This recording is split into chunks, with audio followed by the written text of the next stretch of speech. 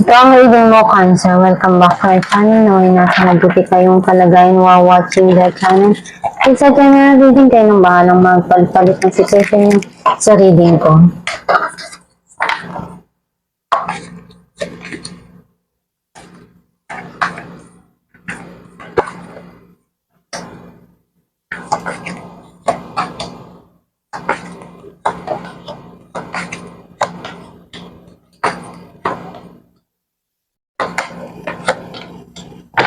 At the bottom of the deck, Ace of Wands.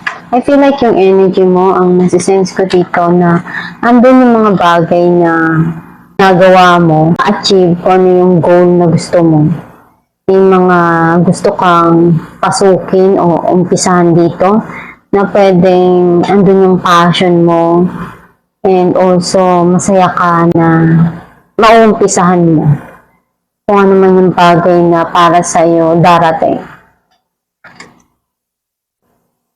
Ang mensahe ng card mo, may tao na nagbibigay sa'yo ng advice and ahead to sa'yo, pwedeng magulang, kapatid na nakakatanda or kamag-anak. Someone na malapit sa'yo na andun yung gusto niyang ibigay yung payo niya na pwedeng makatulong sa mga nangyayari sa'yo ngayon.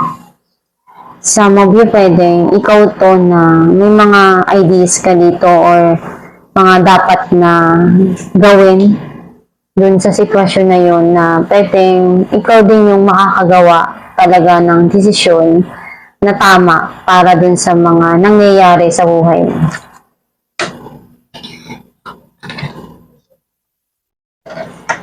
May parating na blessing. Some of you, pwedeng ikaw yung magbibigay, tutulong, or pwedeng na-manifest mo na dumating kung ano yung gusto mo para sa'yo.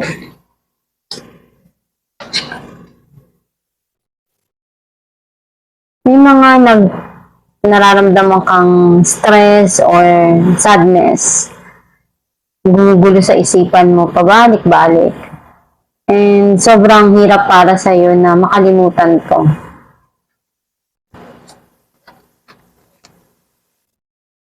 Andun yung may parating na abundance. Some of you, pwedeng long-term na hinahanap mo.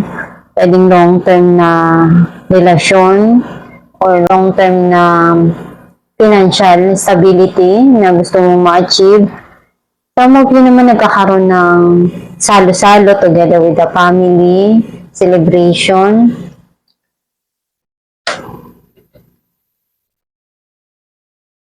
You're thinking to invest. But may mga bagay ka rin dito na kasi na hinihintay mo na kung kailan babalik ba yung mga bagay na binigay mo.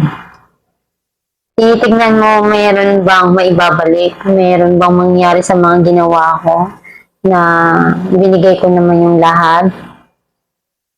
And pinag-aaralan mo, pinag-isipan mo, kailan ba?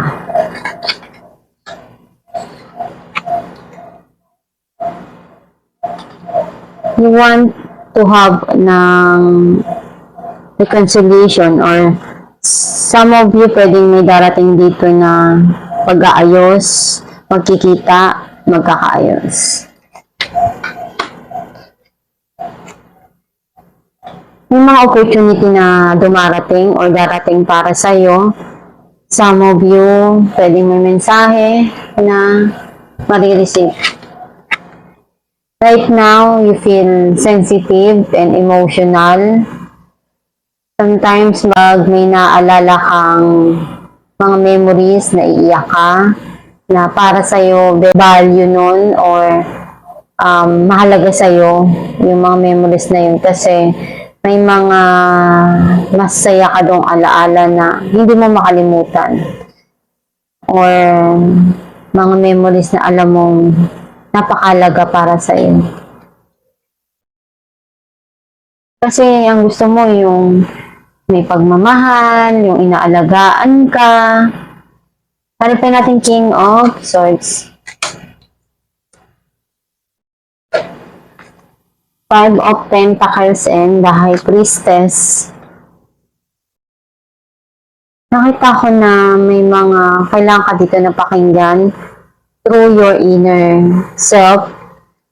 Kasi alam mo sa sarili mo kung ano yung tama. And nararamdaman mo kasi na feeling mo andun yung lungkot pa rin eh. Pero alam mo naman sa sarili mo na binibigyan ka ng mga ideas eh. Hindi mo lang pinapakinggan. Yung intuition mo, nararamdaman mo eh. Clarify natin ng Nine of Swords. Ace of Pentacles and Eight of Pentacles. Nandun yung hard work. Pwedeng na-stress ka sa trabaho, na-burnout ka, napagod ka. And ganun talaga eh. Ang trabaho, minsan kapag di ka na masaya, talagang nakaka-burnout yan.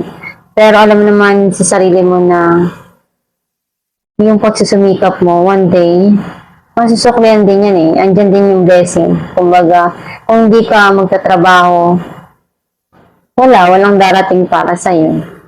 And, okay lang naman na mapagod eh. Basta alam sa sarili mo na yung napagod ka, may ginawa ka, na makakabuti para sa buhay mo. Harapin natin ang Seven of Pentacles.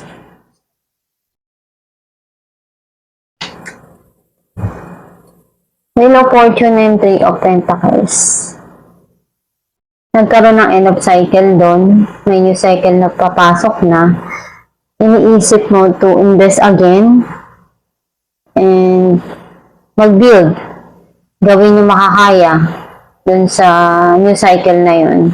Na alam mo naman sa sarili mo na ikaw din naman yung makakapag-desisyon kung ano ba talaga yung gusto mo. Clarify natin ang Eight of Wands. The Sun and Seven of Cups. Andun yung healing and happiness na parating sa'yo. But I think something here na may binibigyan na opportunity para sa'yo pero naguguluhan ka pa kung ano yung pipiliin mo. Clarify natin ang Ace of Pentacles. The Hangman and Ace of Cups. Yung na-manifest mo na financial blessing, you feel something here na natatrap ka. I don't know, maybe meron dito na hindi ka makaalis dun sa isang relasyon. Or pwedeng merong darating dito para sa'yo na bago na relasyon pero hindi ka makapag-decide. Kasi nararamdaman mo nandun ka sa isang stuck na sitwasyon and ikaw naman yung makapag-desisyon yun eh. Yung mga desisyon kasi tayo na kailangan pag-isipan ng maigi. Kailangan mo rin dito talaga ng, alam mo yung pagmamahal sa sarili. Love yourself first and then all the things that you want in your life. Alam mo yung unti-unti yung darating. Basta alam mo sa sarili mo kung ano yung dapat na ibigay mo rin sa sarili mo. Kasi may mga bagay kasi na palagi natin inuuna yung iba pero nakakalimutan natin yung sarili natin. Some of you naman nakikita ko dito na giving all your best to help and andun yung pagmamahal mo. Masaya ka na nakakatulong ka. Clarify natin ang Ten of Pentacles. Page of Swords and the Hangman. Nakita ko na nagkakaroon na sa'yo ng linaw lahat kung ano yung gusto mo na makuha. Yung long-term na relationship and financial stability. Pero nahihirapan kang magsimula kasi hindi mo alam kung paano mo gagawin o paano mo makukuha. Clarify natin ang Three of Cups.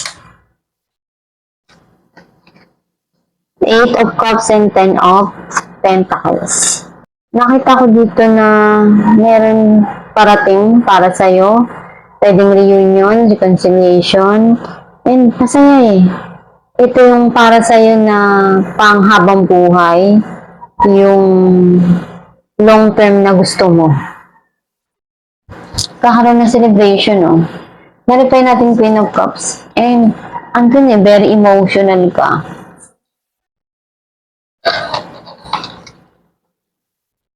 Three of Cups and Seven of Swords.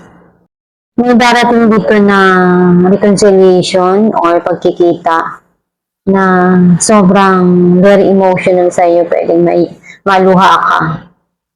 Dahil either sobrang saya mo nung nakita mo yung tao or nalaman mo to. Some of you naman, andun yung may mga sitwasyon na nagkakaroon ng pagsisinungaling or something na pwedeng may third party na involved. Ang mensahe ng gabay mo?